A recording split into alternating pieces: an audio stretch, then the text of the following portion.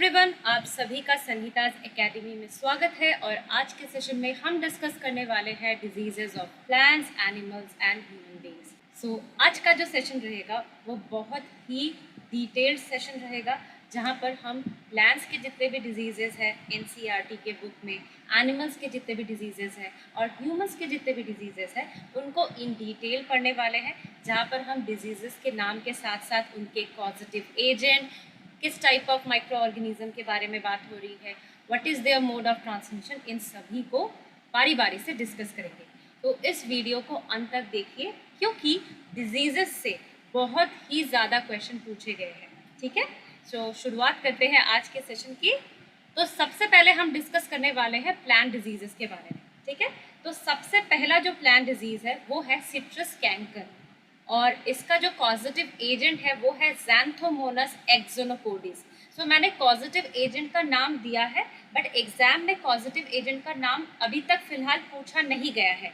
तो क्योंकि CTET exam की जो लेवल है वो डिफ़िकल्ट हो चुकी है, तो मैंने उनके कॉजेटिव एजेंट के नाम भी देकर रखे हैं। अगर आपका मन करे तो आप इनको भी थॉरली पढ़ सकते हैं। जो माइक्रो ऑर्गेनिज्म रिस्पॉन्सिबल है वो है बैक्टीरिया, और मोड ऑफ ट्रांसमिशन, ये जो बीमारी है ये थ्रू एयर फैलती है। पर उसके बाद आता है रस्ट ऑफ व्हीट। ठीक है, इसके लिए जो रिस्पॉन्सिबल एजेंट है वो है पक्सिनिया रस्ट फंगस, जो कि एक फंजाई है और ये फैलता है एयर और सीड्स के थ्रू।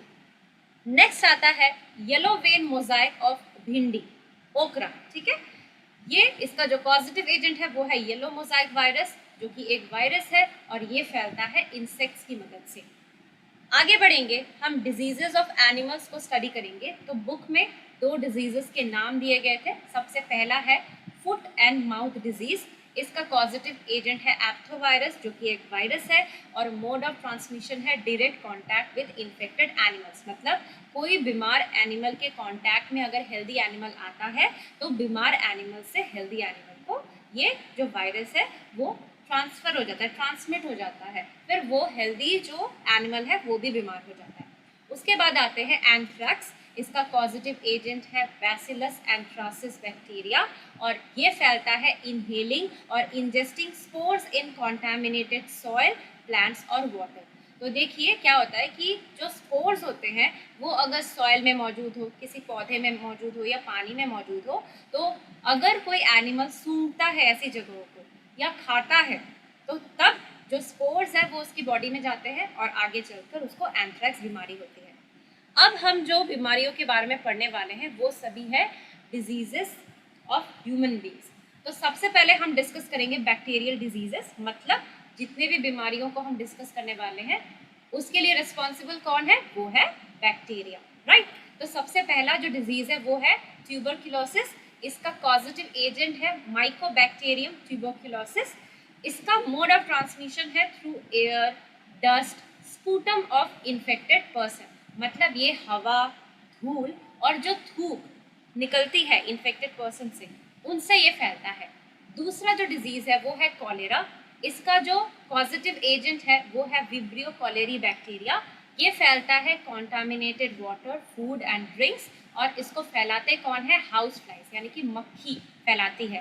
तो क्या होता है कि अगर खाना, पानी या ड्रिंक्स, इसमें ये बैक्टीरिया मौजूद हो, विब्रियो कॉलेरी, और वैसी चीज़ों को हम खा ले या पी ले तो फिर हमको कॉलेरा होगा। उसके बाद जो आता है वो है टाइफॉइड, इसका पॉजिटिव एजेंट है सैल्मोनेला टाइफी, और ये फैलता है कॉन्टामिनेटेड वाटर, मिल्क, और इसको भी फैलाने के लिए रिस्पॉन्सिबल कौन है, वो है मक्खी। It is spread by flies. तो अगेन, अगर वाटर में या मिल्क में ये बैक्टीरिया मौजूद हो और हमने इनको पी लिया तो हमको टाइफॉइड हो जाएगा। आगे बढ़ते हैं, हम डिस्कस करेंगे कुछ वायरल डिजीजेस के बारे में। सो इसकी जो लिस्ट है वो बहुत लंबी है, तो आपको थोड़ा सा पेशेंटली इसको सुनना पड़ेगा।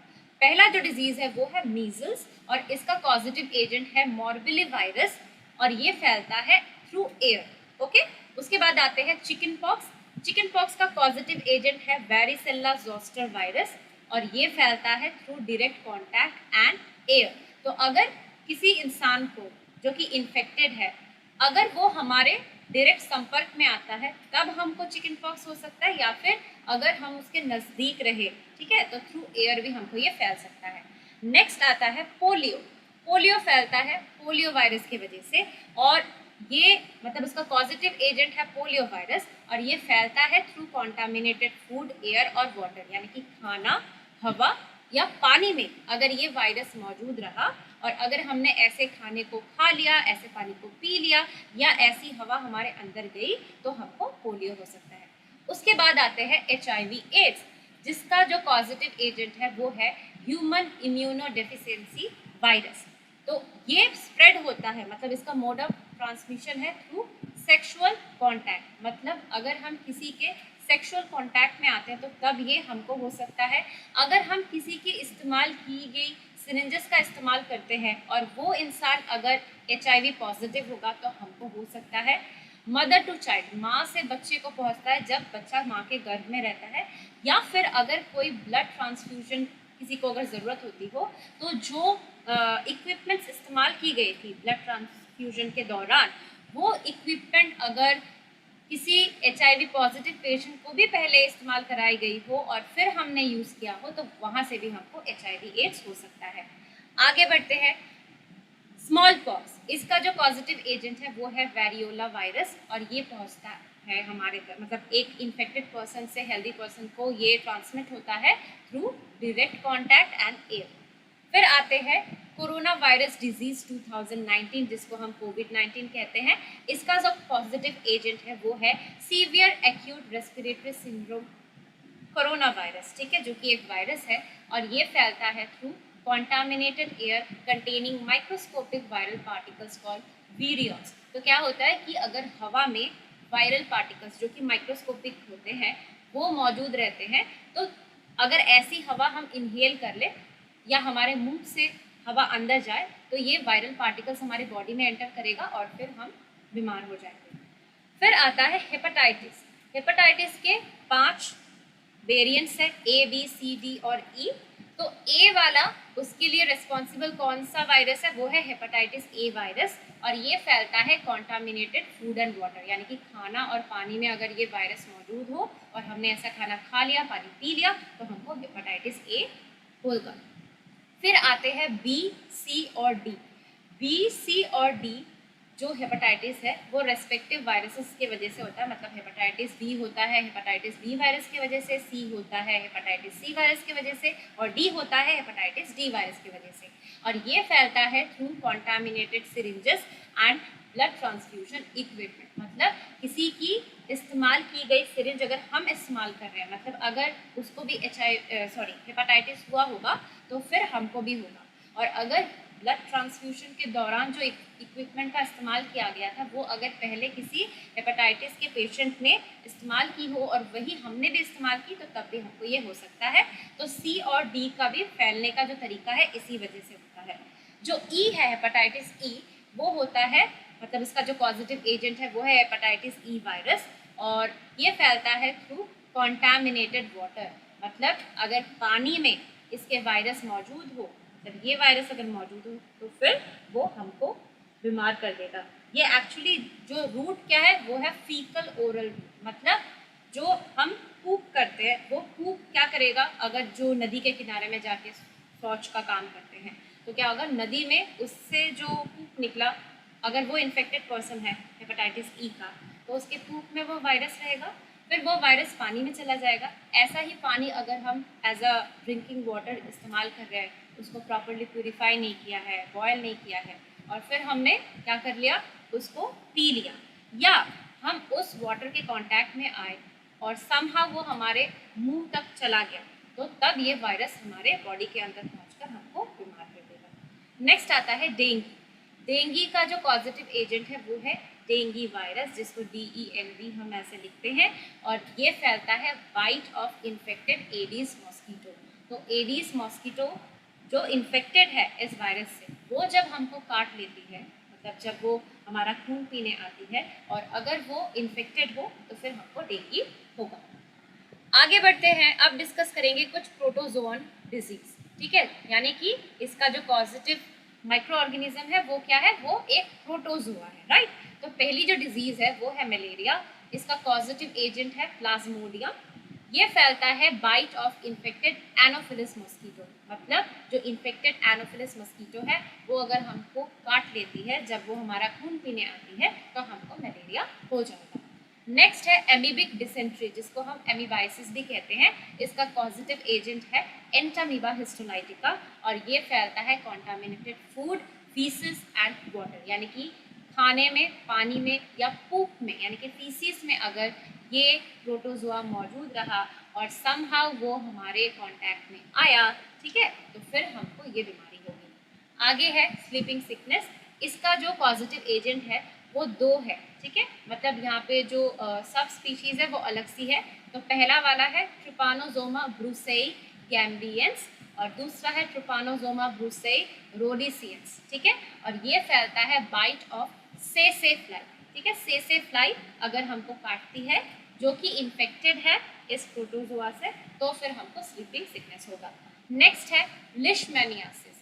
लिशमैनियासिस एक प्रोटोजोन पैरासाइट के वजह से होता है जो कि लिशमैनिया स्पीशीज को बिलोंग करते हैं और ये फैलता है bite of infected phlebotomine sand flies. So कोई भी अगर इन्फेक्टेड फ्लेवोटोमाइन सैंड फ्लाइज हमको काट लेती है तो हमको लिशमैनियासिस होता है। आगे बढ़ेंगे जहाँ पर हम डिस्कस करने वाले हैं disease caused by parasitic worm. तो कुछ वर्म्स होते हैं, ठीक है, जो कि पैरासाइटिक इन नेचर होते हैं, तो उनके वजह से भी कुछ कुछ बीमारियां ह्यूमंस को होती है, जैसे कि एस्केरियासिस। एस्केरियासिस का पॉजिटिव एजेंट मतलब उस वर्म का नाम क्या है, वो है एस्केरिस लुम्ब्रिकॉइड्स। तो मोड ऑफ ट्रांसमिशन कैसा है, किस तरीके से ये फैलता है, eggs in the soil and vegetables. तो क्या होता है कि ये जो वर्म्स है इनकी जो एग्स है ये सॉइल में या वेजिटेबल्स के साथ स्टक करके रहती है। अब जब हम जो भी सॉइल के कांटेक्ट में आते हैं और हम हाथ बिना धोए खाना खा लेते हैं या फिर हम जो क्या बोलते हैं वेजिटेबल्स है उनको कच्चा खा जाते हैं, उसको प्रॉपरली बिना धोए खा जाते हैं, तो ये जो एग्स है हमारी बॉडी के अंदर जाते हैं और फिर वो हैच होके ऐसे वर्म्स हमारे बॉडी में बनते हैं, वो रिप्रोड्यूस करते हैं, अपने नंबर्स को बढ़ाते हैं और हमको बीमार करते हैं। क्योंकि ये पैरासाइटिक है तो हमारी बॉडी जो खाना खाती है उसके सारे न्यूट्रिएंट्स ये चुरा लेते हैं, जिस वजह से हमको वीकनेस फील होती है, राइट। नेक्स्ट आता है टीनियासिस। टीनियासिस के लिए रिस्पॉन्सिबल है टेप वर्म्स। तो ये 2 इसकी वैरायटी है, एक है टीनिया सोलियम, दूसरा है टीनिया सैजिनेटा। तो ये कैसे फैलता है, अगर हम किसी बीफ या पॉर्क को खा लेते हैं जो कि इन्फेक्टेड है, मतलब जिसके फ्लैश में टेप वर्म के जो एग्स हैं या टेप वर्म है, अगर हम उसको बिना ठीक से पकाए ऐसे फ्लैश को खा ले तो तब हमको टीनियासिस होता है। फिर जो थर्ड डिजीज़ है वो है फाइलेरियासिस या एलिफेंटियासिस। इसके लिए रिस्पॉन्सिबल जो पैरासाइटिक वर्म है उसका नाम है बुचेरेरिया बैंक्रॉफ्टी और ये फैलता है bite of Culex mosquito. So Culex mosquito जब हमको काटती है तो हमको फाइलेरियासिस होता है अगर वो इन्फेक्टेड है इस वर्म से। अब हम कुछ डेफिशिएंसी डिजीज़ के बारे में डिस्कस करेंगे। सो डेफिशिएंसी डिजीज़ मतलब क्या, कि कुछ विटामिन्स होते हैं, कुछ मिनरल्स होते हैं या कुछ न्यूट्रिएंट्स होते हैं, उनकी हमारी बॉडी में कमी होने के कारण कुछ कुछ बीमारियां हमको होती है। जैसे कि विटामिन ए की कमी अगर होती है तो क्या होता है, लॉस ऑफ विजन होता है, यानी कि पुअर विजन, ठीक से ना दिखाई देना या अंधेरे में लाइक रात को प्रॉपरली ना दिखना या sometimes complete loss of vision, या कभी कभार तो हम एकदम ही देख नहीं पाते हैं। तो विटामिन ए की कमी अगर बॉडी में होती है तो इससे होता है नाइट ब्लाइंडनेस। इस बीमारी का नाम है नाइट ब्लाइंडनेस, ओके। फिर विटामिन B1 की कमी से क्या होता है, बेरी होता है। तो जो इंसान होगा उसका जो मसल होगा वो वीक होगा और उसको बहुत ही कम एनर्जी का फील होगा, वो ठीक से काम ही नहीं कर पाएगा, ठीक है। फिर विटामिन सी की कमी से स्कर्वी होता है और इसके जो सिम्टम्स है तो क्या होगा कि मसूड़ों से खून का बहना और जो घाव होते हैं उनको बहुत ज़्यादा समय लगना हील होने में, ठीक होने में, ठीक है। फिर विटामिन डी की कमी के कारण क्या होता है, रिकेट्स। सो इसमें क्या होता है कि जो बोन्स होते हैं वो इतने नरम हो जाते हैं कि वो ऐसे बेंड हो जाते हैं, ठीक है। फिर कैल्शियम की कमी से क्या होता है, क्योंकि हम जानते हैं कैल्शियम हमारे बोन्स एंड टीथ को स्ट्रॉन्ग बनाता है। अगर कैल्शियम की कमी होती है तो हमारा जो बोन है वो वीक हो जाता है और दांत में कैविटीज़ होना, टूथ डीके होने लगता है। तो इससे क्या होता है कि हमारी बोन्स वीक हो जाती है और टूथ डीके होने के चांसेस बढ़ जाते हैं। आयोडीन की कमी से गॉइटर होता है। सो यहाँ पर क्या होता है कि हम जानते हैं कि जो थायराइड ग्लैंड है वो थायरॉक्सिन हार्मोन बनाता है। अगर थायरॉक्सिन हार्मोन प्रॉपरली वो सिक्रीट ना करे तब क्या होता है, ये गॉइटर होता है। और थायरॉक्सिन हार्मोन के बनने के लिए आयोडीन जो मिनरल है इसका बहुत ही ज़्यादा ज़रूरत होता है। तो कैसे हमको दिखेगा, मतलब गॉइटर में क्या होता है एक्चुअली कि हमारा जो थायराइड ग्लैंड है वो बहुत ही ज़्यादा फूल जाता है, और जिनको ये थायराइड की प्रॉब्लम होती है ऐसे बच्चों में मेंटल डिसेबिलिटी भी दिखाई देती है, मतलब मेंटली रिटार्डेड होते हैं वो। आयरन की कमी की वजह से एनीमिया होता है, और जिनको एनीमिया होता है वो हमेशा ही लेथर्जिक, वीकनेस, फैटीग इस टाइप का वो फील करते हैं। ओके, आगे बढ़ेंगे तो यहाँ पर हम डेफिशिएंसी ऑफ प्रोटीन्स के वजह से क्या होता है और deficiency of both proteins and carbohydrates के वजह से क्या होता है उसको थोड़ा सा जान लेंगे, क्योंकि वो भी बुक में दी गई थी। सो डेफिशिएंसी ऑफ प्रोटीन्स अगर होता है, लाइक आपके बॉडी में प्रोटीन की कमी है तो स्टंटेड ग्रोथ रुक जाएगी आपकी, ठीक है। स्वेलिंग ऑफ फेस, मुंह फूल जाता है। डिसकलरेशन ऑफ हेयर, सो जो बालों के रंग है वो डिसकलरेशन मतलब प्रॉपर ब्लैक ना होना, ठीक है। स्किन डिजीजेस होती है उनको, डायरिया भी होता है उनको। और अगर किसी इंसान में प्रोटीन्स और कार्बोहाइड्रेट्स दोनों की कमी हो तो क्या होता है, ग्रोथ में स्टॉप कंप्लीटली, मतलब बढ़ना उनका कंप्लीटली बंद हो सकता है। Person becomes very lean and thin, जो इंसान है जिसमें ये प्रोटीन्स और कार्बोहाइड्रेट्स दोनों न्यूट्रिएंट्स की ही कमी है वो बहुत ही दुबला पतला होता है। becomes so weak that he or she may not even be able to move, इतना वीक बन जाते हैं कि वो मूव ही नहीं कर पाते, इधर से उधर जा भी नहीं पाते हैं, ठीक है। फिर हम डिस्कस करेंगे two categories of diseases, that is communicable diseases and non communicable diseases. So communicable diseases को हम इन्फेक्शियस डिजीजेस भी कहते हैं। सो इसका मतलब क्या है, जो कम्युनिकेबल डिजीजेस है ये इसके लिए कौन रिस्पॉन्सिबल है, इसके लिए रिस्पॉन्सिबल है डिजीज कॉजिंग जर्म्स, जिनको हम पैथोजेंस भी कहते हैं। और कम्युनिकेबल डिजीजेस मतलब क्या कि ये एक इन्फेक्टेड पर्सन से हेल्दी पर्सन को स्प्रेड हो सकता है। मतलब आज आपके सामने कोई इन्फेक्टेड पर्सन है, आप उसके साथ खड़े होकर बात कर रहे हैं, तो अगर उसको कॉमन कोल्ड हुआ होगा, उसने आपके सामने छींक दिया, खांस दिया, तो जो ड्रॉपलेट्स एयर में स्प्रेड हो गए, वो ड्रॉपलेट्स जब आप सांस लेंगे तो थ्रू एयर आपकी बॉडी में जाएंगे तो आपको भी कॉमन कोल्ड हो जाएगा। तो क्या हुआ यहाँ पर, एक इन्फेक्टेड पर्सन से हेल्दी पर्सन को वो बीमारी फैल गई। तो इस टाइप के डिजीजेस को हम कम्युनिकेबल डिजीजेस कहते हैं, और ये फैलते किनकी वजह से है, डिजीज कॉजिंग जर्म्स, जिनको हम कहते हैं पैथोजेंस। तो कुछ एग्जांपल्स ऑफ कम्युनिकेबल डिजीजेस क्या दिया हुआ है, जैसे कि cholera, typhoid, tuberculosis, HIV AIDS, chicken pox, hepatitis, malaria, amoebic dysentery, sleeping sickness, ascariasis, taeniasis, filariasis, ये कुछ बीमारी है जो कि कम्युनिकेबल या इन्फेक्शियस डिजीजेस के अंतर्गत आते हैं। अब हम डिस्कस करेंगे नॉन कम्युनिकेबल और नॉन इन्फेक्शियस डिजीजेस।